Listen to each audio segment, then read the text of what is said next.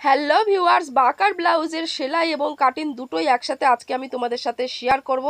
এখানে দেখো আমি আমার কাস্টমারের মাপগুলো একটা ছোট্ট পেজে লিখে রেখেছি। তো এই মাপ দিয়েই কিন্তু আমি লাইনিংয়ের ওপরে প্রথমে কাটিংটা করে নেব, তারপরে পিসের ওপর বসিয়ে পিসটি কাটিং করে নেব।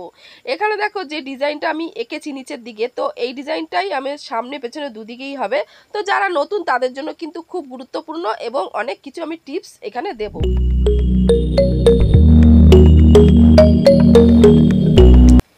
লাইনিংটা এখানে ডবল ভাঁজ করে ভাঁজের দিকটা আমার দিকে রেখে 14 ইঞ্চিতে ঝুল নিয়ে নিলাম। এরপর পুটের মাপ আমি 5.5 ইঞ্চি নিলাম।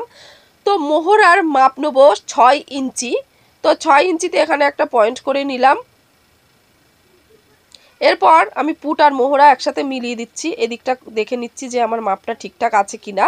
এরপর আমি ছাতির মাপ নিয়ে নেব। ছাতির মাপ ছিল আমার 37 ইঞ্চি। তো 37কে 4 দিয়ে ডিভাইড করলে হয় 9.25, তো আরও এক্সট্রা আমি 1.5 ইঞ্চি নিয়ে নিলাম। এরপর কোমরের দিকে আমি মাপটা নিয়ে নেবো। ছাতির যা মাপ আছে কোমরে তার 1/2 ইঞ্চি কম নিয়ে তারপরে কোমরে পয়েন্ট করে মিলিয়ে দিলাম আর কি। এরপর আমি মোহরার পাশে এই যে 1 ইঞ্চিতে একটা পয়েন্ট করে এরপর আলতো আলতো করে আমি শেপটা দিয়ে নিচ্ছি। শেপটা প্রথমে 9.25-এ মিলিয়ে তারপরে একটু 3 সুতের মতো দেখো নিচে নেমে গেল ছাতির শেষে। এরপর আমি ওপরে 2 ইঞ্চিতে একটা পয়েন্ট করে নিলাম, মানে পুটের মাথায়। এরপর আমি 6 ইঞ্চিতে নিচের দিকে মানে গলার পাশ নিয়ে নিলাম তেচড়াভাবে, কারণ আমি যখন কাস্টমারের মাপ নিই তখন কিন্তু তেচড়াভাবে 5.5 ইঞ্চি নিয়েছিলাম। তো আরও 1/2 ইঞ্চি বেশি নিয়ে আমি 6 ইঞ্চি নিয়ে নিলাম। এরপর আমি 2 আর 6 দুটো মিলিয়ে দিলাম। এরপর দেখো পেছনের ডিজাইনটা আমার এরকম আছে। তো এই রকম ডিজাইন অনুযায়ী কিন্তু আমাকে লাইনিংয়ের ওপর পুরো ডিজাইনটা করে নিতে হবে।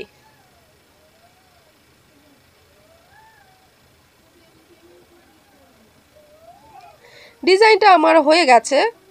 এরপর আমি একটু হালকা করে ডাউন দিয়ে নেবো। তার ডাউন সবসময় 3 সুত থেকে 1/2 ইঞ্চির মধ্যেই দিতে হবে। ডাউন আমার হয়ে গেলে এরপর আমি প্লিটের দাগটা দিয়ে দেবো। পুটের মাঝ বরাবর নিচের দিকে 4 ইঞ্চিতে প্রথমে একটা পয়েন্ট করে নিতে হবে। 4 ইঞ্চি ধরে তারপরে 5 ইঞ্চিতে একটা পয়েন্ট করে নিতে হবে।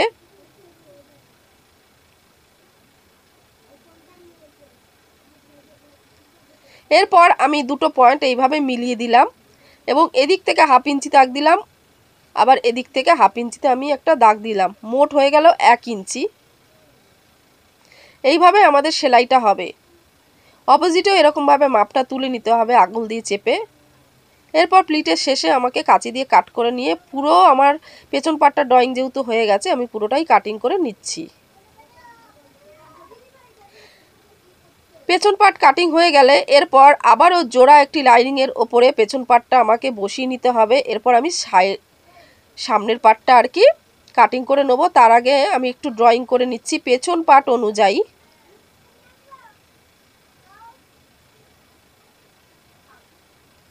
আমার ড্রয়িংটা হয়ে গেল। এরপর দেখো এদিক থেকে আমি 1.5 ইঞ্চিতে দুটো পয়েন্ট করে এবার সোজাসুজি একটা দাগ কেটে নিলাম, কারণ এটি আমাদের খাপের জন্য 1.5 ইঞ্চি এক্সট্রা নিতেই হবে। এরপর আমি 7 ইঞ্চিতে একটা পয়েন্ট করে নিলাম, এটা হলো গলার ডিপ। তারপর এই দিক থেকে আমি পুরোপুরিভাবে মিলিয়ে দিলাম দাগটা এবং 2.5 ইঞ্চিতে পয়েন্টটা করে নিচ্ছি, এটা হবে গলার সামনের দিকে শেপের ডিপ। এরপর আমি 6 ইঞ্চিতে একটা পয়েন্ট করে নিচ্ছি, তোমরা চাইলে 5.5 নিতে পারো, কোনো অসুবিধা নেই তাতে। এরপর আমি পিছনের ডিজাইন অনুযায়ী কিন্তু সামনের সেমভাবে ডিজাইনটা করে নিচ্ছি। ডিজাইনটা দেখো কিভাবে করছি, এটা কিন্তু সামনের দিকে ডিজাইন হবে। এরকমভাবে তোমরা যে কোনো ডিজাইন করতে পারো। ডিজাইনটা এদিকে হয়ে গেলে এরপর আমি বগলের দিকে 1/2 ইঞ্চিতে একটা শেপ মানে আর একটু নামিয়ে নিলাম সামনের দিকে। এরপর দেখো আমি ফুল বেস্টের মাপ নেবো। তো 6 ইঞ্চিতে ফিতেটা ধরে তারপরে 6.25 ইঞ্চিতে আমি পয়েন্ট করে নিলাম। তো এইখানে একটা লম্বা দাগ টেনে দিলাম। এরপর কিন্তু আমরা ফুল বেস্টের মাপটা পুরোপুরি নেব। দেখো ফুল বেস্টের মাপ আছে আমার 38 ইঞ্চি, 10 দিয়ে ডিভাইড করলে হয় 3.8। তো 3.8 আমি দুবার এই যে নিলাম। এরপর আরও 1/2 ইঞ্চি আমার এক্সট্রা নেওয়া হয়ে গেল। এরপর ফুল যে মাপটা হয়েছে ফিতেটা ভাঁজ করে এবার মিডিলে আমাকে একটা পয়েন্ট করে নিতে হলো।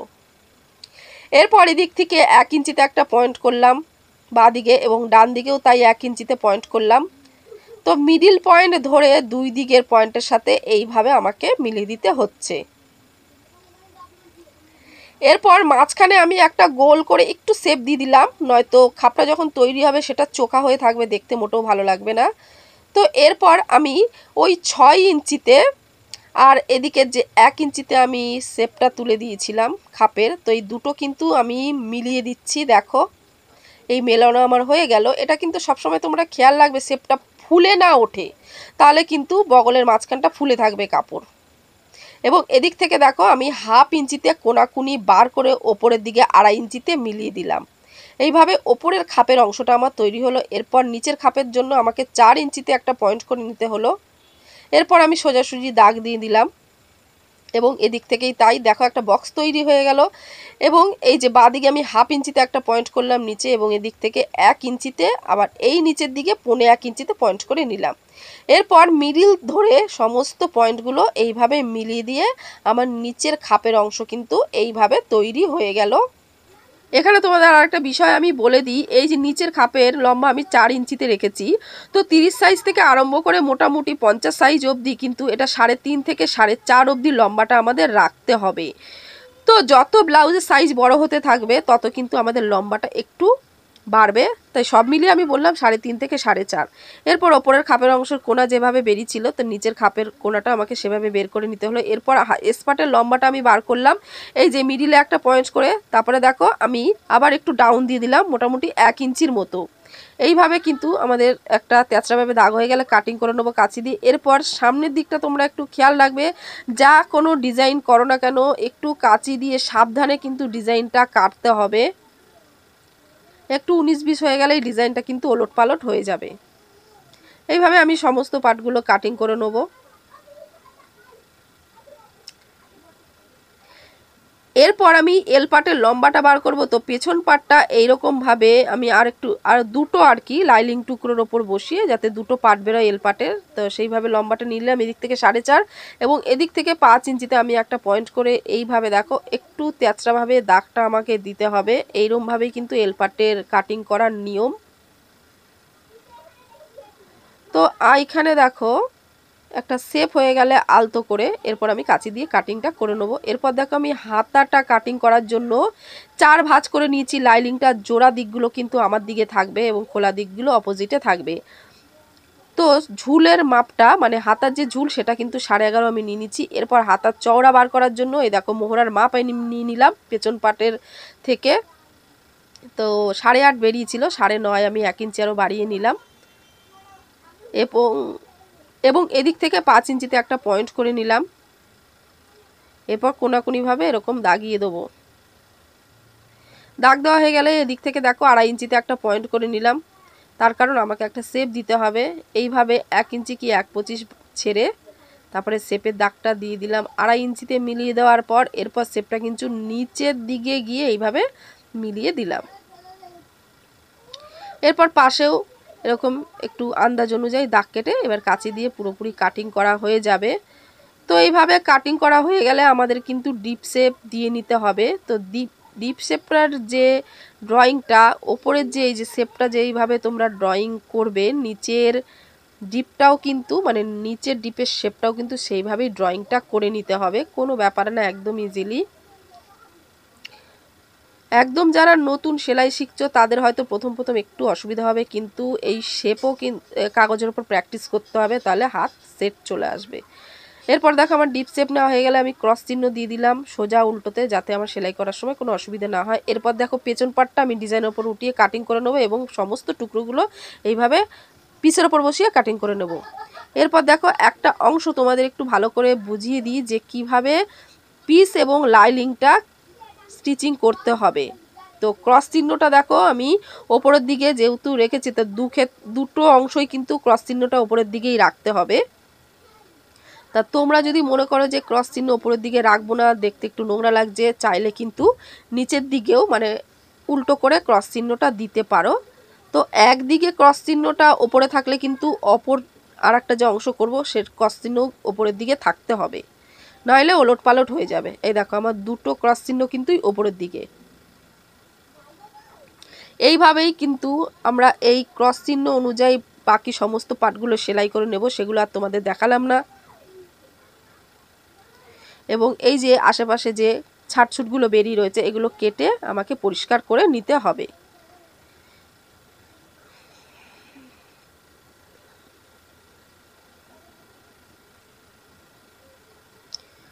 দেখেছো, আমি আরেকবার দেখিয়ে নিচ্ছি, ক্রস চিহ্নগুলো ওপরের দিকেই রাখা আছে। এই দেখো, এইভাবে আমার সমস্ত লাইনিংগুলো কাপড়ের পিসের ওপর রেখে কাটিং করা হয়ে সেলাই করা হয়ে গেছে। এরপর আমি খাপ তৈরি করব। দেখো, খাপের জন্য নিচের অংশ মানে নিচের যে খাপের অংশ, ওপরের খাপের অংশ দুটো একসাথে করে 1/2 ইঞ্চিতে নিচের দিকে সেলাইটা দিয়ে নিতে হচ্ছে।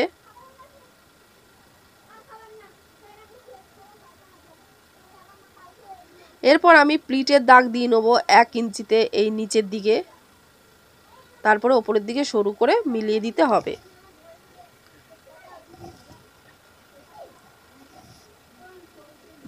এখানে দেখো আমার খাপটা পুরোপুরি তৈরি হয়ে গেলে এরপর এস পার্টটা আমি লাগিয়ে নেব।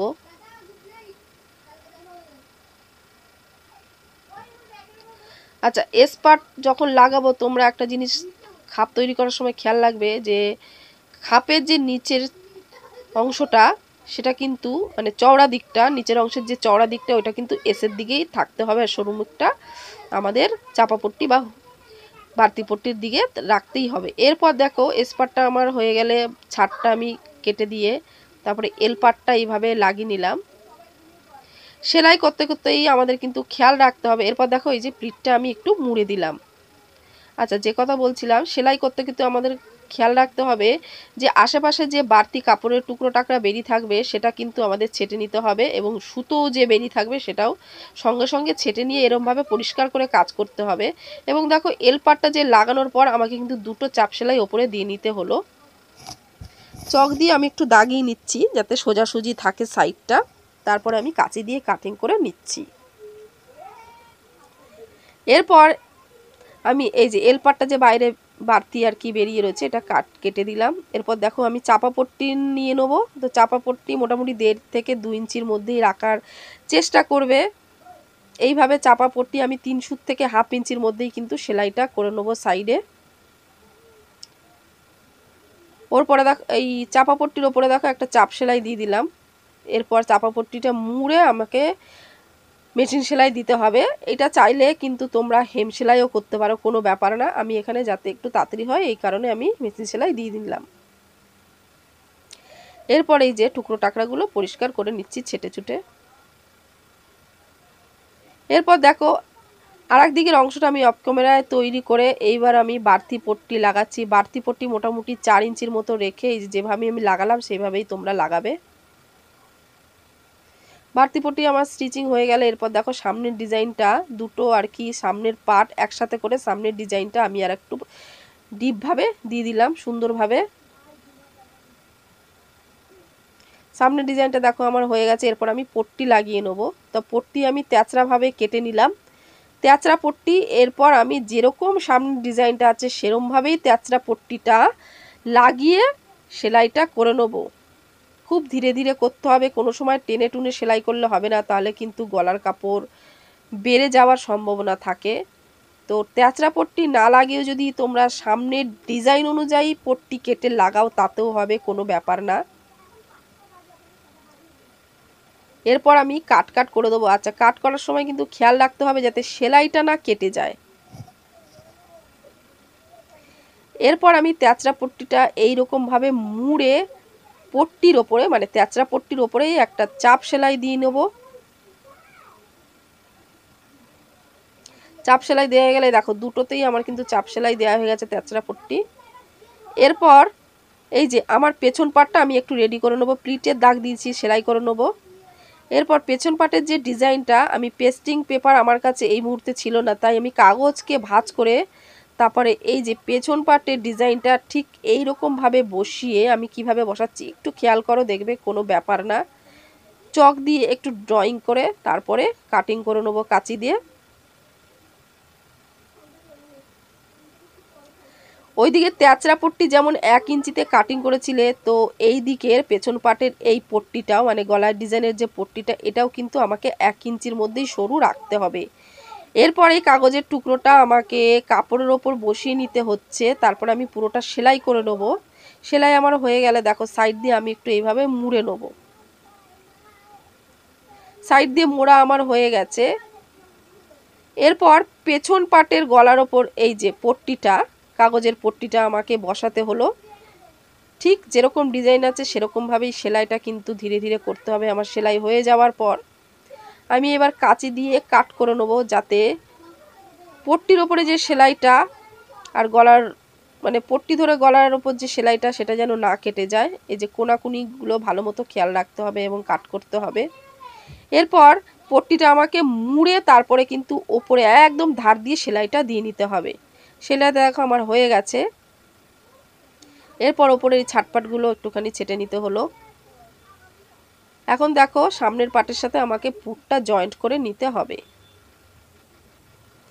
পুট জয়েন্টটা একটু তোমরা ভালো করে দেখে নাও।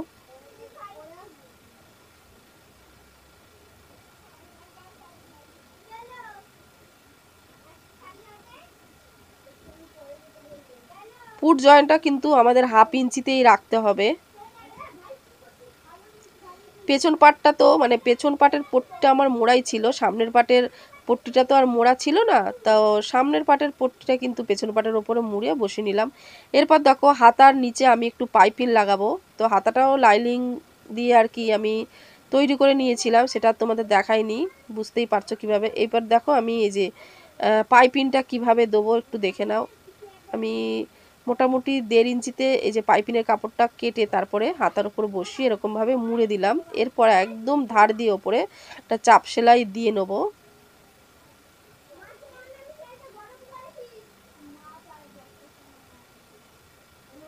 দেখো পাইপিংটা খুব সুন্দর পরিষ্কারভাবে হয়েছে। এরপর এই যে নিচের দিকেও মানে ওপরের নিচের দিকে তো আমার সেলাইটা হলোই, এরপর ওপরের দিকেও আমি সেলাইটা দিয়ে দিচ্ছি, যাতে পাইপিনের কাপড়টা এই যে হাতার নিচ থেকে বেরিয়ে না আসে, এই জন্য দুটো সেলাই দিতে হলো। এরপর দেখো হাতাটা আমি জয়েন্ট করে নেব পুটের সাথে।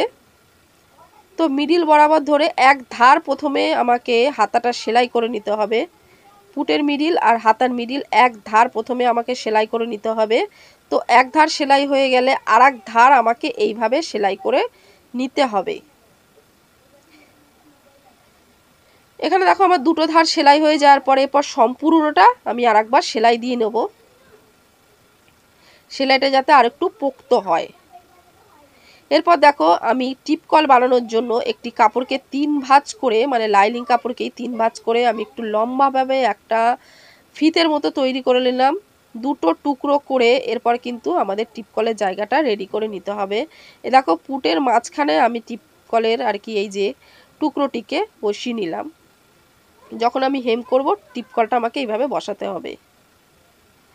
এখানে দেখো আমার ব্লাউজের হাতা লাগানোর পর এই যে এল পাটটা আমার অনেকটা লম্বাই হয়ে গেছে। তো এল পাটের অনুসারেই কিন্তু আমাকে এবার কোমরপট্টি পেছন পাটে লাগিয়ে নিতে হবে।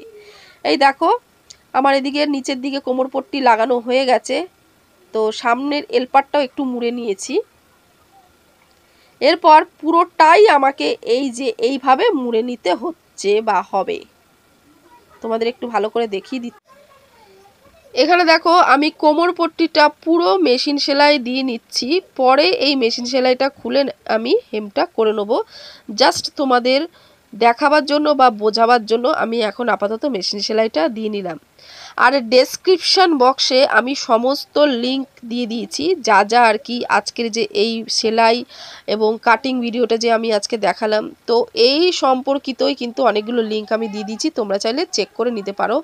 আর এখানে দেখো আমার ব্লাউজ পুরোপুরিভাবে রেডি হয়ে গেছে, সামনের ডিজাইনটা দেখতে পাচ্ছ একদম পরিষ্কার হয়েছে এবং ফিটিংসের দাগ নিয়ে কিন্তু আমার সেলাইটা পুরোপুরি হয়ে গেছে এবং পেছন পাটটাও দেখতে পাচ্ছ একই রকম সেম ডিজাইন।